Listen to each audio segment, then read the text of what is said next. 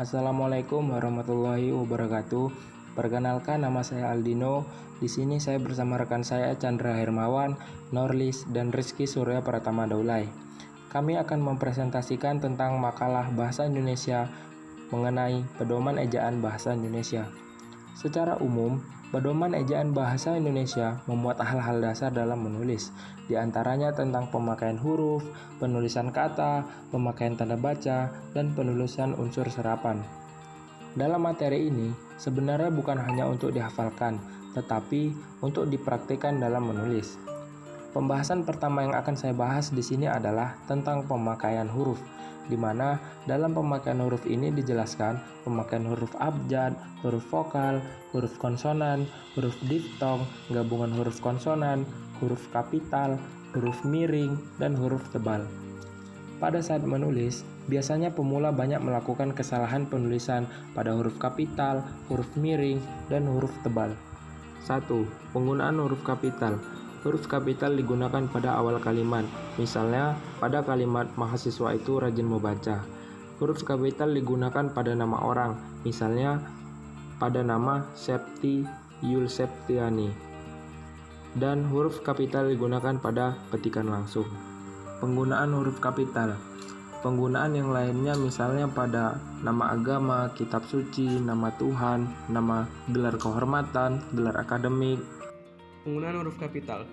Huruf kapital juga digunakan dalam menulis jabatan, pangkat, instansi, bangsa, suku bangsa, tahun, bulan, hari, peristiwa sejarah, geografi, hari raya, nama negara, lembaga, badan organisasi, dokumen, dan bahasa. Selanjutnya, penggunaan huruf miring. Huruf miring biasanya digunakan pada judul buku, nama majalah, atau nama surat kabar yang dikutip dalam tulisan, dan menegaskan atau mengkhususkan huruf, bagian kata, atau kelompok kata dalam kalimat, dan juga untuk mengungkapkan dalam bahasa daerah maupun bahasa asing. Penggunaan huruf tebal. Huruf tebal digunakan untuk menegaskan tulisan, menegaskan bagian karangan seperti judul buku, bab, atau subbab. Penulisan kata. Kata dasar ditulis sebagai satu kesatuan. Kata berimbuhan, imbuhannya ditulis sebagai serangkai dengan bentuk dasarnya. Bentuk ulang ditulis dengan menggunakan tanda hubung strip di antara unsur-unsurnya. Gabungan kata. Unsur gabungan kata yang lazim disebut majemuk, termasuk istilah khusus, ditulis terpisah. Penulisan kata. Pemenggalan kata. Di tengah kata terdapat huruf vokal berurutan. Pemenggalannya dilakukan di antara kedua huruf vokal. Kata depan seperti di, ke, dan dari itu selalu ditulis terpisah dari kata yang mengikutinya. Kata ganti ku, kau, mu, dan nya. Ku dan kau ditulis serangkai dengan kata yang mengikutinya, sedangkan mu dan nya ditulis serangkai dengan kata yang mendahulunya.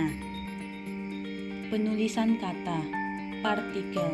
1. Partikel lah, kah, dan ta ditulis serangkai dengan kata yang mendahulinya.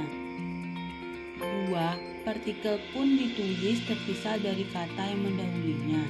3. Partikel per yang ditulis terpisah dari kata yang mengikutinya. Angka dan bilangan.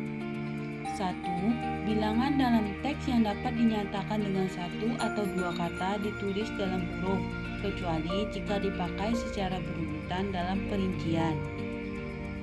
2. Angka dipakai untuk menyatakan ukuran, waktu, dan nilai uang. Penulisan tanda baca. Tanda titik. Tanda titik dipakai pada akhir kalimat.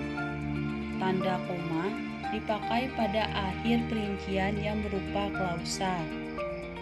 Tanda koma dipakai antara unsur-unsur dalam sebuah perincian atau pembilangan. Tanda hubung dipakai untuk menyambung unsur kata ulang.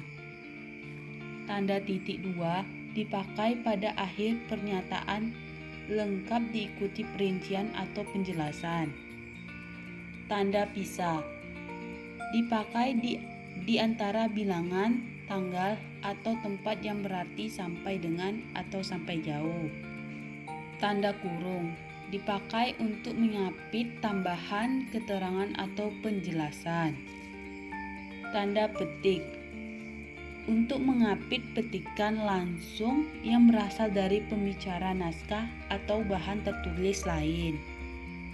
Tanda seru untuk mengakhiri ungkapan berupa seruan atau perintah yang menggambarkan kesungguhan ketidakpercayaan. Tanda tanya dipakai pada akhir kalimat.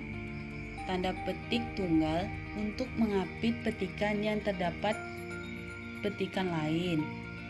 Tanda garis miring dipakai dalam nomor surat, nomor pada alamat, dan penanda masa 1 tahun yang terbagi dalam 2 tahun. Penulisan tanda baca. Tanda kurung siku dipakai mengapit keterangan dalam kalimat penjelas yang tercapai dalam tanda kurung.